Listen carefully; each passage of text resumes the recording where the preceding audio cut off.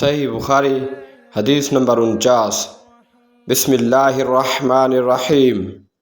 شروع اللہ کے پاک نام سے جو بڑا مہربان نہایت رحم والا ہے۔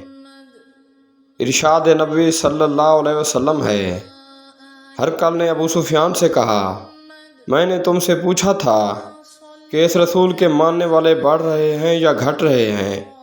تو نے جواب میں بتلایا کہ وہ بڑھ رہے ہیں۔ ایمان کا یہی حال رہتا ہے یہاں تک کہ وہ پورا ہو جائے۔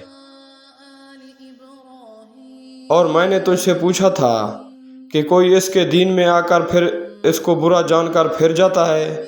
تو نے کہا نہیں۔